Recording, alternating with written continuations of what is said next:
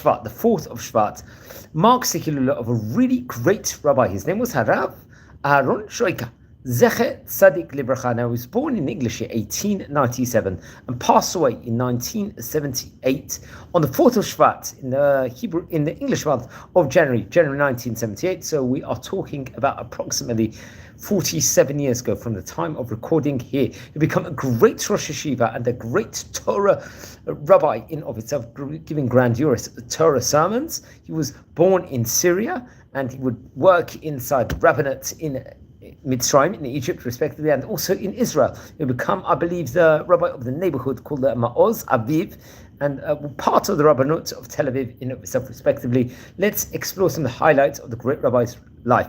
Now, he actually was born in Chalab, in Aleppo, which had a really great Torah Jewish community state right at the end of the 19th century. His father's name was Rav Menachem Shoika, very, very great rabbi in of itself, and they were famous rabbinic, I think, mishpacha in of itself in Aleppo, respectively. I think he was actually named after his grandfather, Rabbi Aharon, who happened, I believe it was reported over that he was a Chambashi of Chalav, of Aleppo, the chief rabbi of Aleppo, in of itself. Very, very great, prominent position at that point in time, of related over many great rabbis within regards to the history of Syrian Jewry in of itself. Now, he would actually learn Torah at a young age. He would be learning and very, very great, let's just say, in of itself, amount of Torah. They actually say, just another tidbit, I think his family name came from the biblical city of Sioka.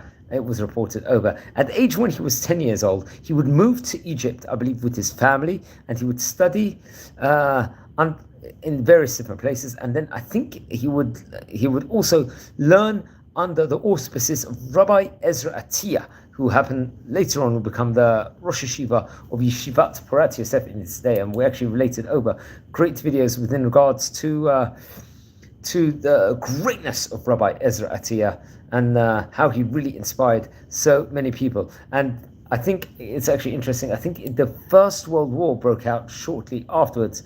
And that was, I think he actually went at that point in time, Rabbi Ezra Atiyah. He would learn studies over there.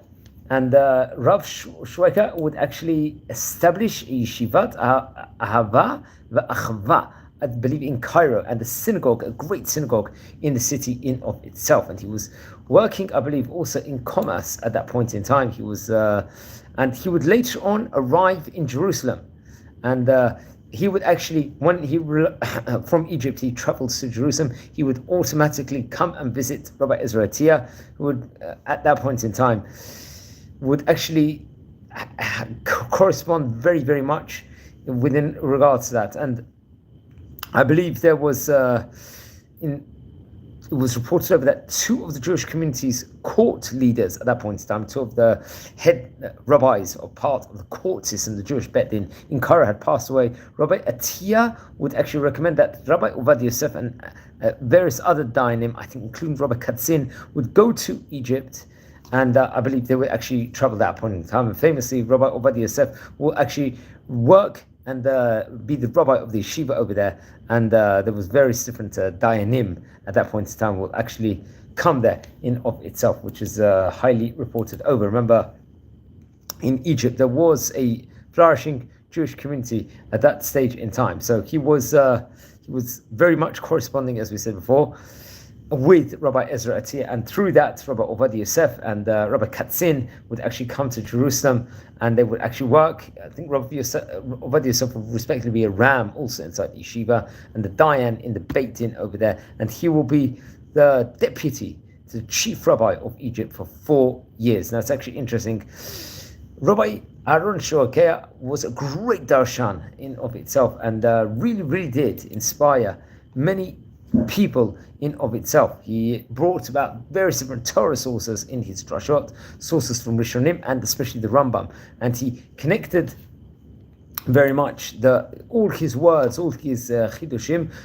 He also brought it about how it's relevant to this specific day in of itself, and he would also write many of his works, including the Milta, the B'di Chavta, I believe that's what it was called. And then it's actually interesting that I think it was a year before the Sinai operation, he was about to be arrested anti-Semitically and had to flee to Egypt for one reason or another, because of these trumped-up charges they wanted to actually put on him. He would emigrate eventually to Jerusalem and would live in the Kiryat Yovel neighborhood, and he would be serving as a community rabbi over there. Remember, Kiryat Yovel in modern day has a great Torah community, and he would be appointed also a member of the Tel Aviv Rabbinate when he arrived there, and would become the rabbi of the מעוז Aviv neighborhood. He would stay in, when he was actually in Kiryat Yovel in of itself, he would establish various different Beit Knesset synagogues over there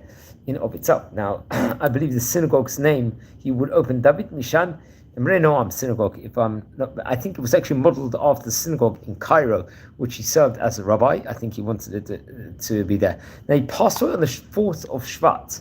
This was, I believe, in the year 1978, and he was buried in Har HaZeitim burial plot over there. And he was really, really one of the great rabbis of his time. Many of his Torah novelties and teachings were collected in a book called Minchat Aaron, which was published after his death. And Rabbi Obadiah spoke of the highest praise within regards to Rav Shweika, and would actually quote several of passages from Rabbi Shweika's books in of itself, and I believe actually mention him in letters, and he calls him, very much praises him to a high level.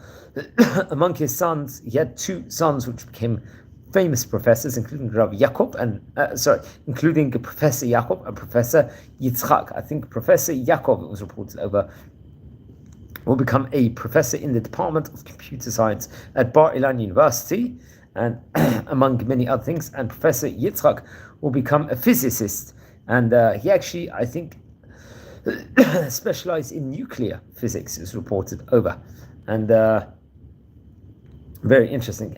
Among his grandchildren is Rabbi Chaim Sabato, who happens to be a great rabbi, I think a national religious rabbi, and one of the founders of the Birkat Moshe Hesed Yeshiva Ma'ale Adumim. And another one, Rabbi Shabtai Sabato, who is, I believe, the rabbi, the head of the Tivot Yosef institutions of Mitzpah, Yericho, respectively. And another one of his descendants is Ronnie שויקה also. And he actually, his grandson, Rabbi Chaim Sabato, relates over how he was so influenced from his grandfather, what a greater influence he happened to be. I think he also incorporates stories from his grandfather's life into various of his books. Especially, he actually authored various books in it's called the Emet Ma'aretz Tetzmach and Boi Haruach. Interesting enough, so he was a really, really great rabbi.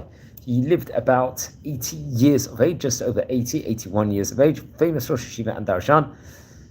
He worked in with one of the famous rabbis in Egypt, and worked in a time period where he was very well connected with Rav Vad Yosef, Rabbi Ezra Atia, and many other great rabbis at that stage, and will become a great rabbi also in Israel, especially in the Tel Aviv region in of itself. He passed away. Dalit Shvat is his Hilula. Please don't forget to light candles in his memory. Please, friends, everyone subscribe to the channel. We're a community here. We're learning about the great rabbis of yesterday. If you happen to be related to any of these great Chachamim, please let me know. Wishing you blessings from Israel. Take care.